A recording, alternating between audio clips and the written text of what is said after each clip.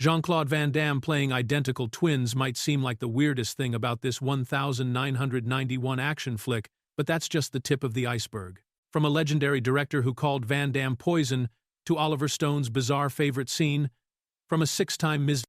Olympia bodybuilder making her acting debut to a sequel that was cancelled because of the original's success, this movie is packed with surprises that make its split-screen twin gimmick look normal by comparison. Here are 15 weird facts you didn't know about Double Impact. Fact 1. Menahem Golan called Van Damme poison.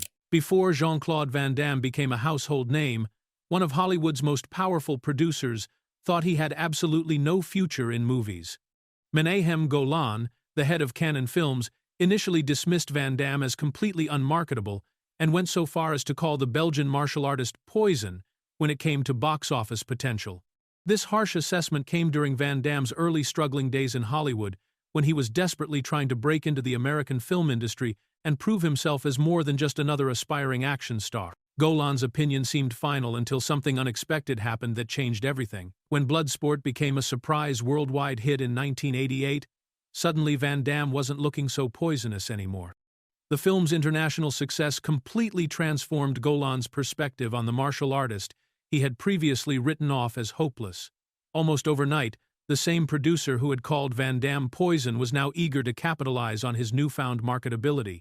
It was then that Golan remembered a crucial detail that would shape Van Damme's immediate future. The ambitious actor had actually signed a 3-picture deal with Canon Films earlier in his career, back when he was willing to agree to almost anything for a chance in Hollywood.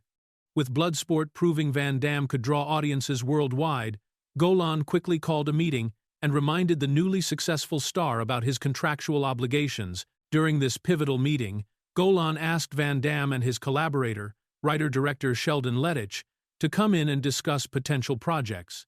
This meeting would ultimately lead to the selection of a script based on Alexandre Dumas' novel The Corsican Brothers, which would eventually become Double Impact. The irony wasn't lost on anyone involved that the same producer who had once considered Van Damme unmarketable poison was now demanding he fulfill his contract to make more films. Fact 2. Originally based on classic literature, Double Impact has much more sophisticated literary roots than most people would expect from a Jean-Claude Van Damme action movie.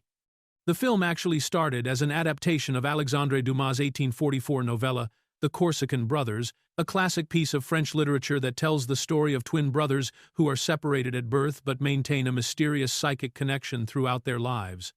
Dumas, who also wrote famous works like The Three Musketeers and The Count of Monte Cristo, originally created this tale as part of his exploration of themes like family bonds, revenge, and destiny. When Van Damme and director Sheldon Lettich were presented with this literary property during their meeting at Canon Films, they saw potential in the basic twin concept, but quickly realized that a faithful adaptation wouldn't work for the kind of action movie they wanted to make.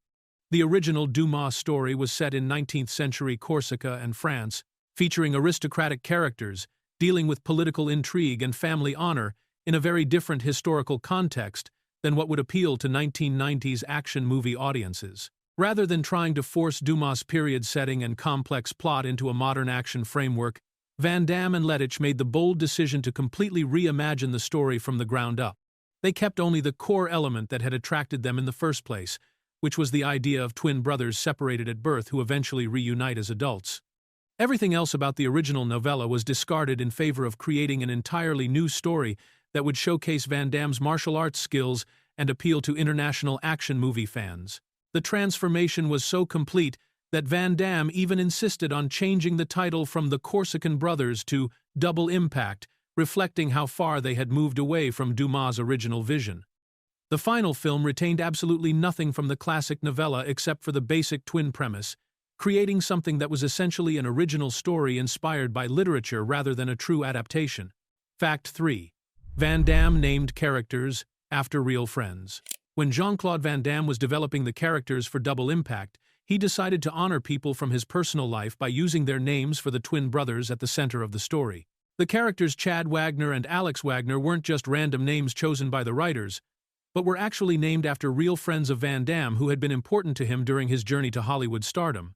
This personal touch added an extra layer of meaning to the film for the actor, who was already taking on the challenging task of playing two completely different characters in the same movie.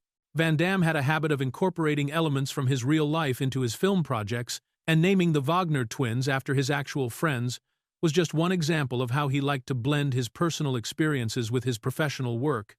The decision to use these specific names came during the script development process, when Van Damme was working closely with director Sheldon Lettich to create the personalities and backgrounds for both Chad and Alex.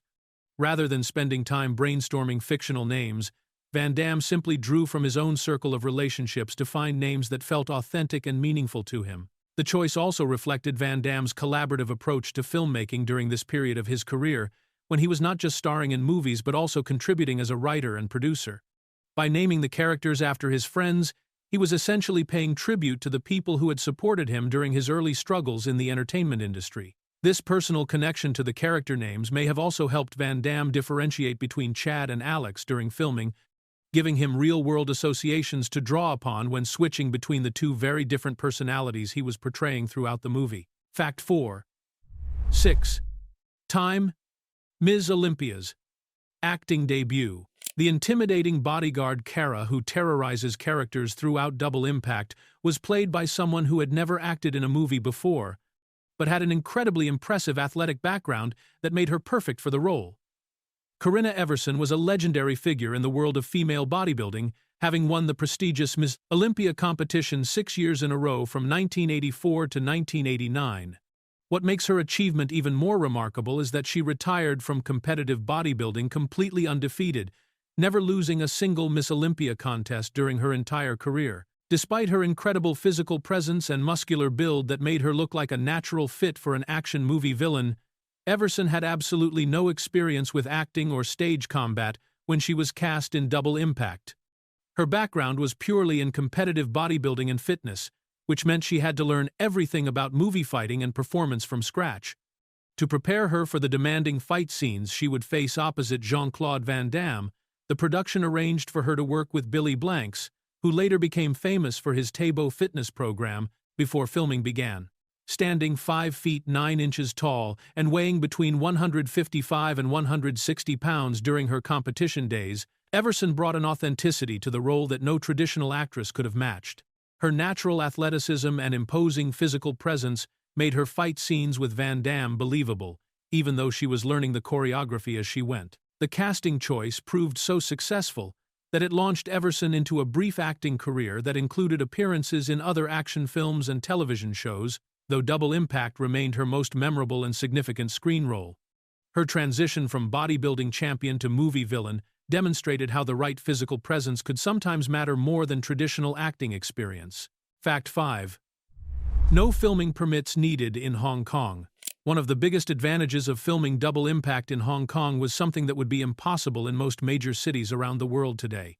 Back in 1991, Hong Kong had very relaxed regulations when it came to movie production, which meant the filmmakers didn't need to worry about obtaining the extensive permits and permissions that would typically be required for shooting in busy urban areas. This incredibly filmmaker-friendly environment allowed the production team to capture scenes with a level of authenticity that would have been much more expensive and complicated to achieve in other locations. The most noticeable benefit of this permissive filming environment can be seen in the crowd scenes throughout the movie, particularly when Chad and Danielle are running through the bustling streets of Hong Kong during their escape sequence. Rather than hiring dozens of background actors and coordinating their movements, the production simply filmed real Hong Kong citizens as they went about their normal daily routines. The people walking through the frame, shopping at street vendors, and conducting business in the background weren't paid extras following a script, but actual residents of the city who had no idea they were being filmed for a Hollywood action movie. This approach gave Double Impact a genuine documentary-like quality in its Hong Kong sequences that added to the film's international authenticity. The natural flow of pedestrian traffic, the unscripted reactions of people in the background, and the organic energy of a real working city created an atmosphere that no amount of careful staging with professional extras could have replicated. The production team could simply set up their cameras in busy areas and capture the natural rhythm of Hong Kong street life, incorporating it seamlessly into their fictional story without having to navigate complex bureaucratic processes or pay significant fees for location usage and crowd control. Fact 6. Moon's death, inspired by James Bond. One of the most memorable death scenes in Double Impact has a direct connection to one of the most famous James Bond movies ever made. When Bolo Young's character Moon meets his end through electrocution during the film's climax, director Sheldon Lettich was deliberately paying homage to a classic moment from the 1964 Bond film Goldfinger. Lettich later admitted that Moon's dramatic demise was directly inspired by the death of Oddjob, the iconic Bond villain who gets electrocuted when he tries to retrieve his deadly hat from some electrified metal bars at Fort Knox. The connection between these two electrocution scenes goes beyond just the method of death, as both characters serve similar roles in their respective films as the primary physical threat to the heroes. Oddjob was Goldfinger's seemingly indestructible henchman who appeared unstoppable until his fatal encounter with electricity, while Moon fills the same role as the intimidating enforcer for the villains in Double Impact. Both characters are built up throughout their movies as nearly invincible opponents who seem capable of defeating the protagonists through sheer physical power alone. Lettich's decision to reference Goldfinger wasn't accidental, as the James Bond franchise had a significant influence on many action filmmakers during the 1980s and early 1990s. The Bond films were known for their creative and often ironic villain deaths, where the bad guys would meet their end through the same methods or environments they had used to threaten others. By having Moon die through electrocution in an industrial setting, Lettich was following this classic Bond formula while also creating a visually spectacular ending for one of Double Impact's most formidable antagonists. The homage worked particularly well because both Oddjob and Moon were physically imposing characters who seemed almost superhuman until their final moments. Fact 7. Tia Carrere was the original choice. The role of Danielle Wilde, Alex's girlfriend in Double Impact, almost went to a completely different actress who would have changed the entire dynamic of the character. Director Sheldon Lettich had his heart set on casting Tia Carrere for the part, and his reasoning made perfect sense from a storytelling perspective. Since Alex had spent his entire life in Hong Kong after being separated from his twin brother as a baby, Lettich felt it would be much more realistic and authentic if his girlfriend was of Asian descent rather than a Western woman.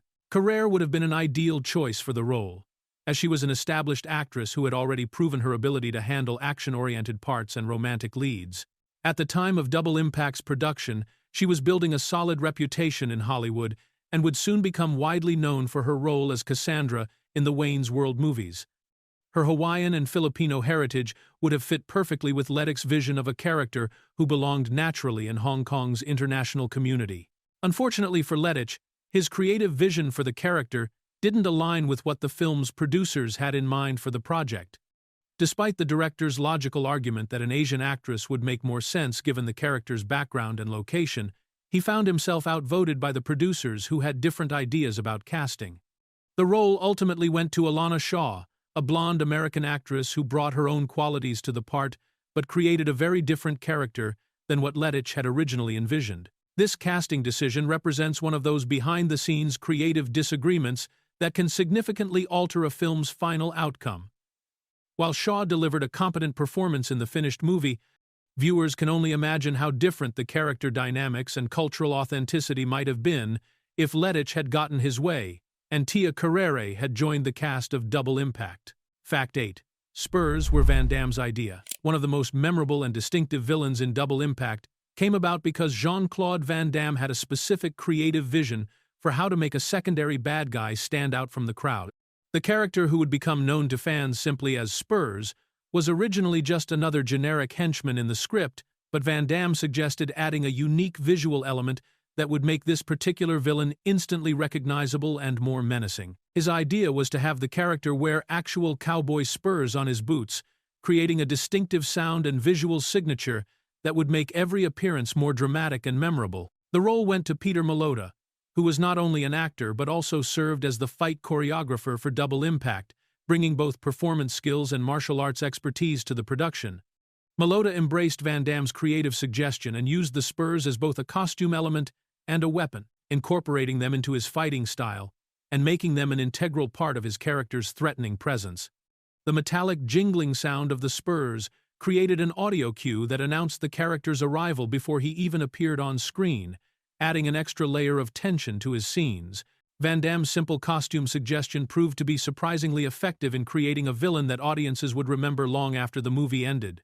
The spurs gave Malota's character such a distinctive identity that fans of the film began referring to him exclusively by this nickname rather than whatever his actual character name might have been in the script. This demonstrates how sometimes the smallest creative details can have the biggest impact on how memorable a character becomes, and how Van Damme's involvement in the creative process extended beyond just his starring performance to include input on other characters and visual elements throughout the film. Fact 9. Mahjong Parlor was Los Angeles set. One of the most convincing locations in Double Impact was actually an elaborate illusion that fooled audiences into believing they were seeing an authentic piece of Hong Kong. Alex Wagner's Mahjong Parlor, which serves as his home base and the setting for several crucial scenes in the movie, appears to be a genuine Hong Kong gambling establishment, complete with all the atmospheric details that would make it feel like a real part of the city's underground scene. However, despite its authentic appearance and the careful attention to cultural details, this entire interior was actually constructed on a soundstage in Los Angeles rather than filmed in an actual Hong Kong location. The decision to build the Mahjong Parlor as a set, rather than finding a real location in Hong Kong, was likely driven by practical filmmaking considerations that many viewers never think about when watching the finished product. Creating a controlled environment on a soundstage allowed the production team to have complete control over lighting, sound recording, and camera angles without having to deal with the unpredictable challenges of filming in an actual gambling establishment. It also meant they could modify the space as needed for different scenes and ensure that the layout worked perfectly for the specific action sequences and dramatic moments that would take place there. The set designers and art department did such a thorough job creating this artificial Mahjong Parlor that it seamlessly blended with the genuine Hong Kong locations used elsewhere in the film. The attention to detail in recreating the atmosphere, furniture, decorations, and overall ambiance of a real Hong Kong gambling den was so convincing that most audiences would never suspect they were looking at a Hollywood soundstage rather than an authentic location. This successful deception demonstrates how skilled production design can create believable environments that support the story's authenticity even when practical considerations require filming away from the actual locations. Fact 10. Oliver Stone's bizarre favorite scene. One of the most unexpected endorsements of Double Impact came from legendary director Oliver Stone, who revealed his surprising opinion about the film during a very serious casting discussion. When Stone was developing his historical epic Alexander in 2004, he actually considered Jean-Claude Van Damme for the title role of Alexander the Great, which would have been a dramatic departure from Van Damme's typical action movie parts. During their meeting to discuss this potentially career-changing opportunity, Stone made a comment that caught Van Damme completely off guard and showed just how closely the acclaimed director had been paying attention to his previous work. Stone told Van Damme that his favorite scene in Double Impact was the fantasy love sequence between Chad and Danielle, which was one of the most unusual and unexpected moments in the entire film. This particular scene was quite different from the typical action sequences that audiences expected from a Van Damme movie, featuring soft lighting, romantic music, and a dreamlike quality that stood out dramatically from the rest of the film's more straightforward approach to storytelling.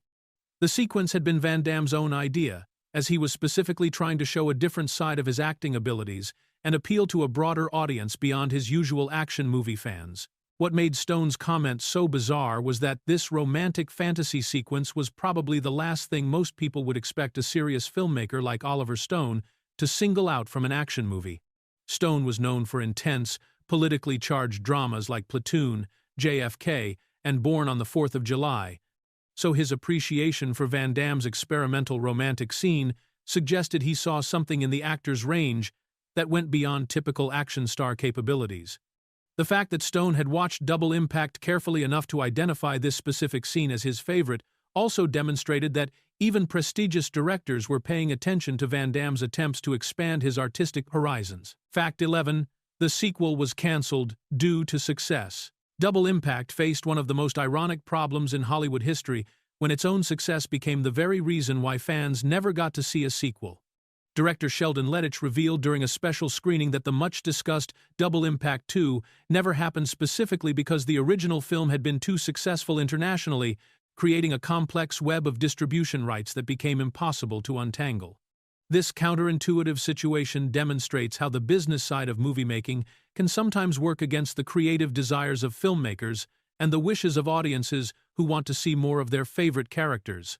The problem began when Double Impact was sold to distributors around the world, with different companies acquiring the rights to show the film in different countries and regions. While this international success was great news for the film's profitability, it created a nightmare scenario for anyone trying to make a sequel. Each of these various international distributors would need to be involved in any follow-up project, and coordinating all of their different interests, contracts, and financial expectations proved to be a logistical impossibility that defeated even the most determined efforts to move forward. Van Damme and Lettich had actually developed a complete treatment for the sequel and had written 25 pages of screenplay, showing just how serious they were about continuing the story. Their vision for Double Impact 2 involved Chad becoming a film producer in Los Angeles, while Alex would face new problems with Chinese triads, promising a more mature and sophisticated approach to the characters. Unfortunately, the complicated rights situation meant that even though there was creative enthusiasm, a ready script, and audience demand for the sequel, the business realities made it impossible to produce.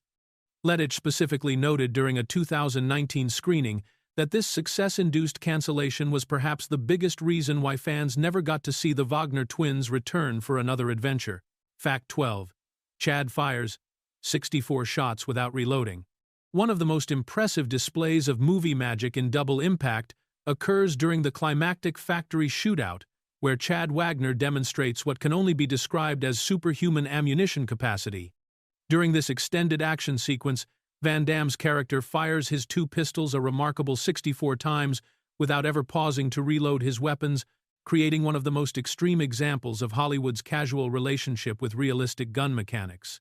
This incredible feat of continuous firing would be completely impossible with real firearms, as most pistols can only hold between 8 and 15 rounds in their magazines. The scene becomes even more amusing when you consider that Chad is supposed to be the more naive and inexperienced of the two Wagner twins, having spent his adult life as a martial arts instructor in Los Angeles rather than living in Hong Kong's criminal underworld like his brother Alex.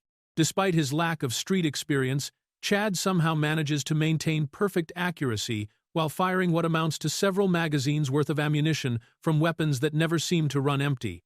The continuous gunfire creates a relentless pace for the action sequence that keeps viewers engaged. But it also creates an unintentionally comedic effect for anyone who starts counting the shots. This type of unlimited ammunition error was quite common in action movies of the early 1990s, when filmmakers prioritized maintaining the excitement and momentum of fight scenes over strict adherence to realistic weapon mechanics. The 64-shot count puts Chad's performance well beyond what would be possible, even if he had started the scene with fully loaded extended magazines, making this one of the most extreme examples of the genre's tendency to ignore practical limitations in favor of spectacular action sequences. The scene works perfectly as entertainment, but it also serves as a perfect example of how action movie logic operates in a world where dramatic effect takes priority over real-world physics. Fact 13.